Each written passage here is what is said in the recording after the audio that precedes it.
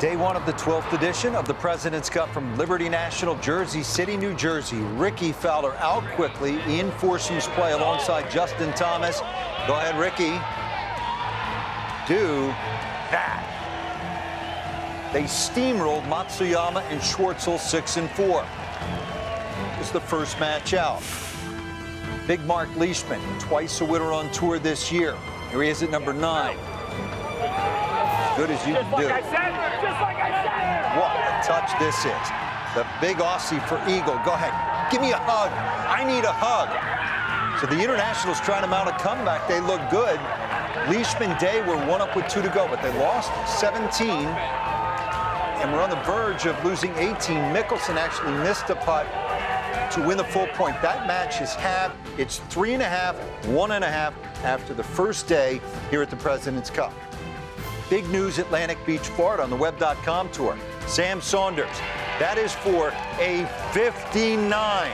12 under par. Saunders birdies his last 6. Much more on that. A big day from Florida to New York. We're live from the President's Cup.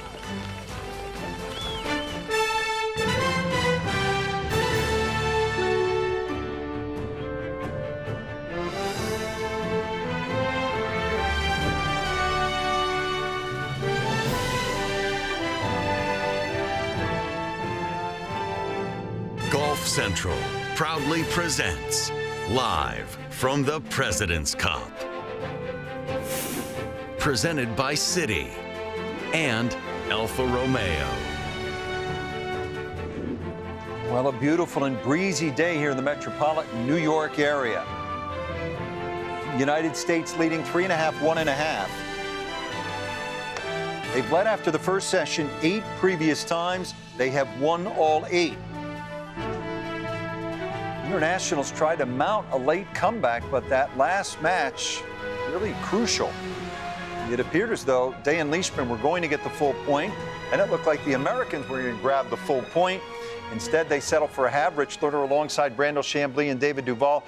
David, what was your big takeaway day number 1? My head's still kind of spinning from it all. It looked like it could be just an absolute whitewash. Early on, 5-0 looked like a distinct possibility to me. Didn't look like it could be 3-2. I think all in all, not an entirely disappointing day for the international team. Really? Considering how it looked, how it could have been. I think it had Day and Leishman team gotten that final point, it would have been obviously that much better. I mean, it is certainly disappointing to be down 3.5, 1.5. Don't get me wrong. But it looked like it could have been a disastrous opening session for the international team through 6, 8, 10 holes today. You know, maybe you give them a fighter's chance at this point, but it just did not look good early. I agree. It was a mini comeback, so to speak. I mean, when the pairings went out last night, I could easily see a sweep. I thought, you know, it might be 4-1, 3.5 to 1.5. Look, on paper, and we've talked about it a million times, the average world rank of the United States is 15. The average world rank of the international team is 32nd. The 15th ranked player in the world is Paul Casey. The 32nd ranked player in the world is Xander Schauffele. Now, can Xander Schauffele beat Paul Casey? I think he can. We just saw it. He can. So you're just talking about one guy finding form, changing his mind 1 week. Easy enough. But to get 12 players to find form, change their mindset collectively as a group, that's the task that Nick Price is beset with.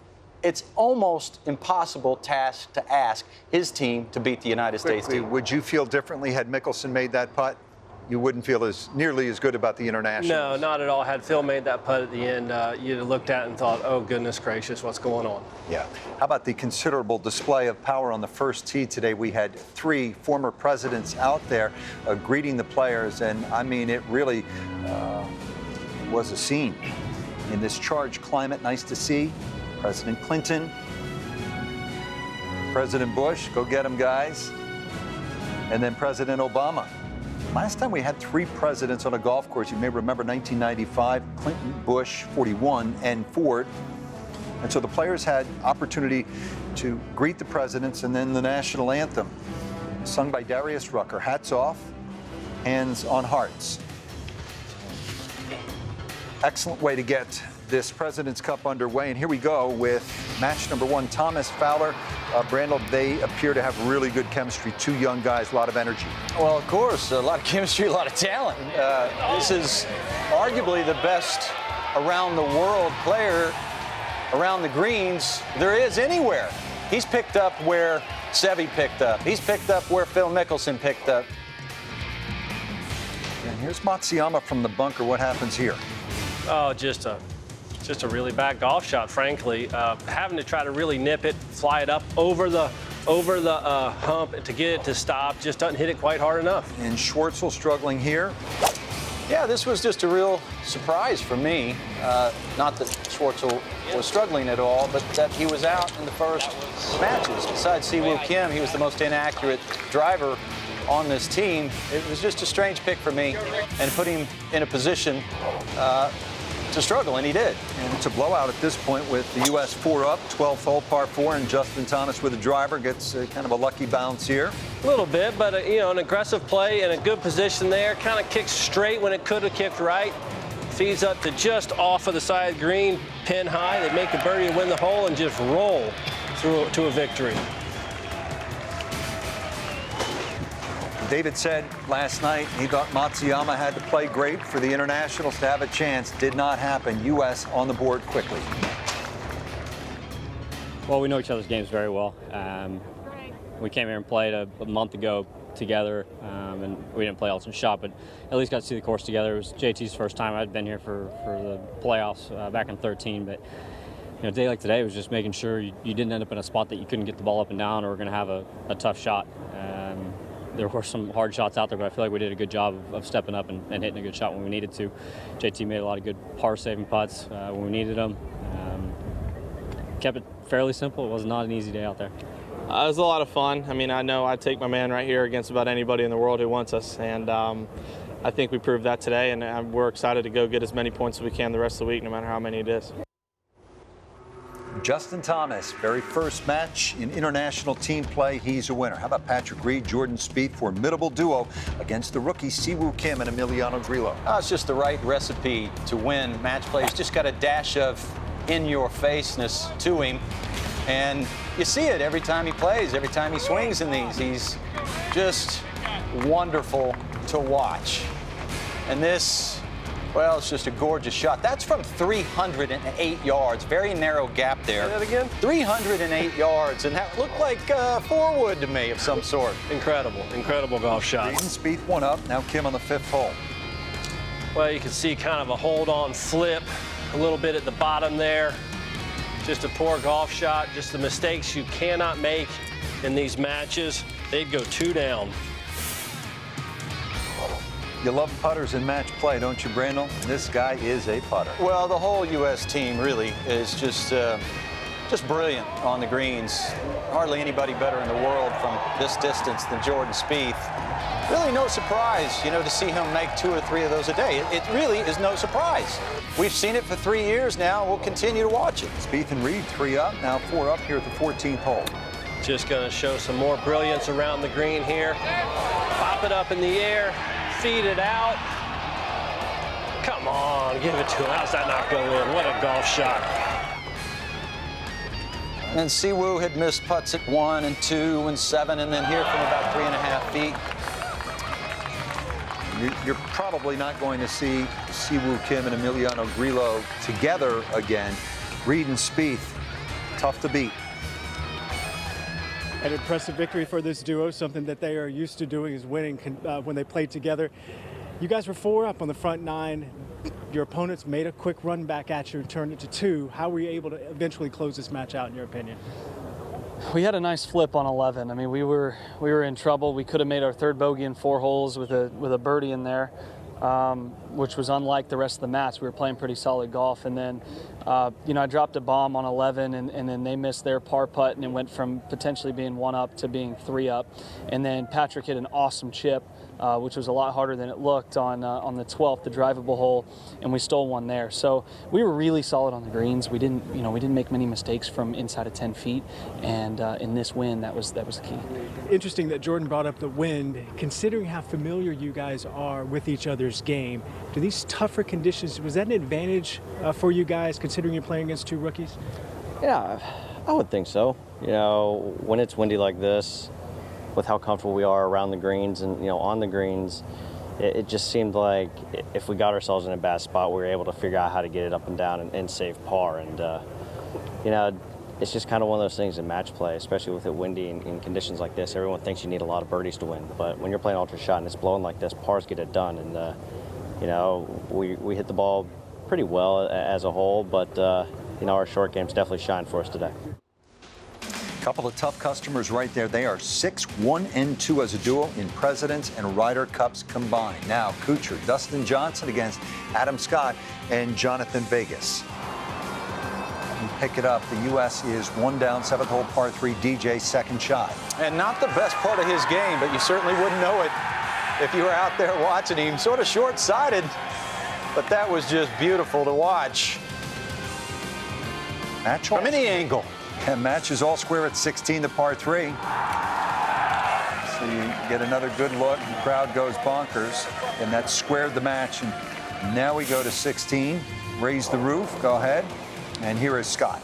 Yeah, trying to have the hole. Just got it too far out to the right. They would lose that hole and go 1 down with only 2 to play. Now par 4, 17. Scott putting for par. And he has turned his putting around quite a bit. The first time since the anchoring ban went into effect. And you see it right there, you bet. Way to go, partner. Have the hole, stay alive. They're 1 down with 1 to play. 18 is a par 3. U.S. safely on. Vegas needing to chip it in. Yeah, you can see the ball sitting down a bit. Got to give it a chance. Comes out a little bit hot. Races by. U.S. would win. They win it 1 up, and it appears at this point that the route is on. Well, we had a heck of a battle with Johnny and Adam. It was a great match. We didn't get up to the 17th hole. It was just a really good fight. Dustin and I didn't make a bogey all day in these conditions, an alternate shot. You'd think we'd look awfully strong to win pretty easily with the way we played, but it was just a great match. DJ, the conditions in your practice rounds are pretty flat and still out here, although warm. Today, how would you describe these conditions and how difficult it was? Yeah, the conditions are really tough. You know, it was really windy. It was so definitely a lot different than what we practice in, but you know, most of us have played here before, and last time we played here it was really windy. But you know, these conditions, I mean, most of the time you wouldn't even go out and practice in them just because it's, you know, it's blowing out here really strong. So, you know, but I felt like me and Matt played really well today. They played really good. We just, you know, luckily enough, we came out on top. They were bogey-free. And by the way, Dustin improving to 4-0-1 in President's Cup foursomes play for his career. Berger and Koepka, both from Florida State, against Oosthuizen and Grace. They were 4-0 2 years ago in South Korea. We pick it up at the 9th hole, the par 5, Koepka. Well, a very blustery day, so we saw a lot of wayward shots today. A lot of water on this golf course, crosswinds, and, well, this one runs out, finds the water, which will leave a difficult angle and shot. Yeah, Berger trying to have a go here, get it across the water, just 217 yards. That comes up short. That would put them 1 down. Well, at 17, here's Brandon Grace.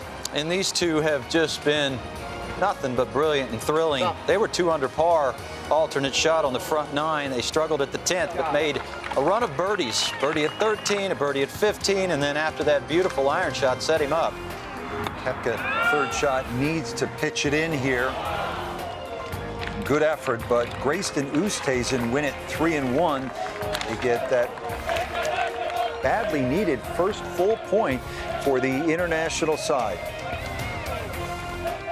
Oosthuizen and Grace now won 5 straight matches in President's Cup competition. What's the secret between the two, you guys? You know, like Louis said, we just gel great.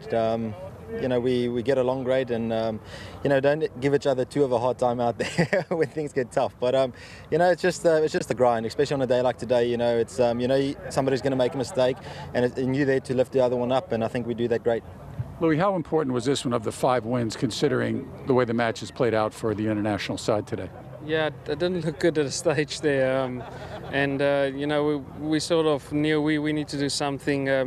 Adam and Jonathan looked like it was going to be either way, and Leash and Jason he's making a good comeback, so hopefully we can get that point as well. But we knew it was crucial to get this one. So they are 5-0 as a duo. Now, Kisner and Mickelson, this was a tight one against Day and Leishman. This was the final match out there with the U.S. leading at 3-1. Phil's discussing international affairs, or what are we talking about there? Is there a better job anywhere in the world than being ex-president? All the controversies have washed away. All that's left is the prestige. And all that's left for Phil Mickelson here is to go down to work. And at the first hole, he does it. This is a man who went undefeated in the 2015 President's Cup. He liked it. Came up just a little bit short. But it was 2 good shots by Kiz and Phil, and of course now Kiz. Well, he told Phil, that's a perfect lead for me. He did. What do you expect? He did. Just leave it where I can make it, partner. They're 1 up. Now Leishman, 9th hole par 5. David, I know you love this. This was just, you're not going to see a better pitch shot than this. Out of the rough, into the bank. Get it to just trickle over the hill, down, breaking hard right. I mean, that would have gone in a thimble. That's an eagle. Leishman and Day mounting their charge. They were 3 down, won 4 holes in a row. Here's Day at the 10th. And this is a little bit of magic here. The 10th is right behind our set. David and I were turning around trying to figure out how we could get anything on this green. Just a minute ago, 7-iron, 6-iron. David said he'd hit a low punch 7 at the front left corner and hope to get it on the green. Yeah, that sounded about right. That was a lot better than that. What a shot. Best of the day. We saw that hole one with bogeys. So Leishman, 14th hole, second shot, 197. Just staring this one down. Come on, be right. Look at this. Chasing it up there just to a couple of feet. They'd make that birdie and go 1 up. And this is where you felt the tide turn back in the favor of the internationals. This was a heck of a comeback. It really was. 17th hole, Jason Day. Well, nothing surprises you with Jason Day. Not long drives, not great iron shots, not great chips, not great putts, but inexplicably a critical miss at the 17th. The match is now all square. Day at the 18th hole, par 3. Winds hard off of the left. A lot of players you saw ride in the wind left to right. Looked like he tried to fight it a little bit, came up short, was fortunate really to get over the water. Lead him in a bad spot. On a safe par. Apply some heat. 17-footer. So that's a bogey. Mickelson now with a par putt to win the hole and a full point for the U.S. This from 7 feet. Would have been 4-1 U.S. lead had this gone in. 3.5 to 1.5. Bit of a disappointment for Mickelson, but still, in all, a good start for Team USA after this last match ends in a half. It was interesting. We played some good golf. We were 4 under through 10 in some difficult conditions, and we were only 1 up. They had a stretch there where they won 4 holes, and it was just back and forth.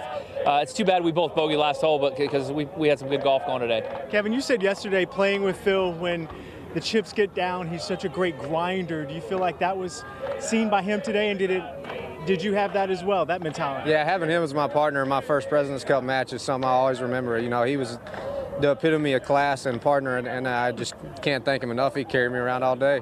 I mean, it was just an up and down day between not only me and Mark, but obviously Phil and Kiz. I mean, they were up early, 3 up, and then we got it back to 1 up for us, and it was kind of going back and forth. So obviously the half is, it's better than, obviously the outcome where Phil could have had that putt to win. But Mark played some good golf today. He putted spectacular, and obviously it's tough. The wind was really, really difficult.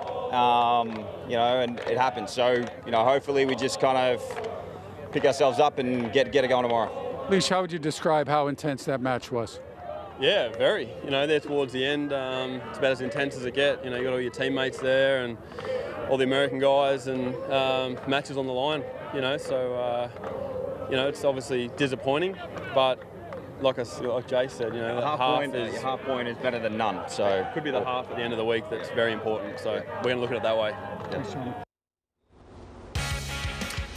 So the USA out quickly today in these 5 foursomes matches. There will be 5 4-ball matches tomorrow, just for one session. 2 more sessions on Saturday beginning at 8 a.m. Eastern time, and then the 12 singles matches.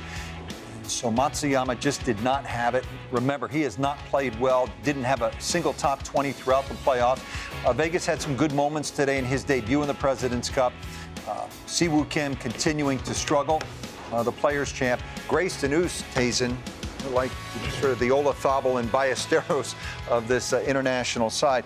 Randall, I know you have the utmost respect for Captain Nick Price, but you think he may have made a tactical mistake in the way he put this lineup out. How so? In a massacre, there's no good place to stand. I don't know who said that. Pretty sure they're dead. But seeing a massacre about to come, and there's no way he couldn't have sized up his team's strengths and weaknesses versus the U.S. team's strengths and weaknesses and thought that he had some problems. And I'm sure he sat there and he thought, well, this is an unsolvable problem. But one of the problems, certainly to me, is that when you have a putter who's extraordinary on your team in a sea of pretty average putters, as a matter of fact, his entire field averages, his entire team averages right at 103rd in putting, but the worst putter on his team is Siwoo Kim at 175th, who played with Grillo. And Adam Hadwin is the best putter on the international team, the very best, one of the best putters in the world. I would have thought Adam Hadwin would play all 5 matches, no question about it. He's the best putter. He fits with everybody. And not only that, Adam Hadwin is a reliable ball striker. And so if you were watching today, Siwoo Kim very early on, well, was struggling.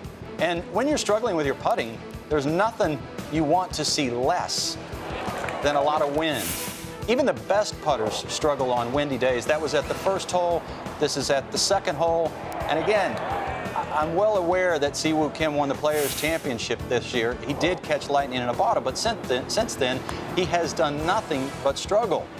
He struggled with his tee to green game, and he has really, really struggled on the greens. And then just the way he started with a very short miss. Now imagine if Adam Hadwin were playing anywhere in this field, but there's just no way that Adam Hadwin would have struggled to the extent that Siwoo Kim did. Again, you can't look at the crystal ball if you're a captain, and there's no way David and I can know what Nick Price knows. We didn't see him in practice. We only heard about it. We haven't seen the chemistry. But just looking at paper, you've got your best putter, and you set him, and you put your worst putter out in foursomes. It seems to me a bit of a question mark. Well, I couldn't agree more, really. Certainly in foursomes, you've got to have your putters out there. Tough day today. You knew what the forecast was. You knew it was going to be kind of crisper, breezier. The greens were going to get it fast. To put somebody out, inexperienced, you know, who ranks overall 3rd worst on the PGA Tour in the overall category, and then especially as a putter, it doesn't make a whole lot of sense to me either. Certainly, again, we got to go back to the fact that we don't know what is going on behind closed doors. We don't know what they have talked about, what they've been seeing, what they did in practice you hear about. But it kind of goes to the fact of practice is different than playing. You know, they talk about they shot 8 under in that alternate shot on Wednesday. Well, yeah, that's great, but the matches haven't started, you know. So I kind of got to question that as well. Foursomes remains the problem for the internationals. It has been that way for a long time, going back to 2007. The U.S. has outscored the internationals in foursomes play 41.5 to 16.5. Another big story on this day, Sam Saunders, Arnold Palmer's grandson, shooting 59 on the Web.com tour. We'll hear from Sam when we continue live from the President's Cup right after this.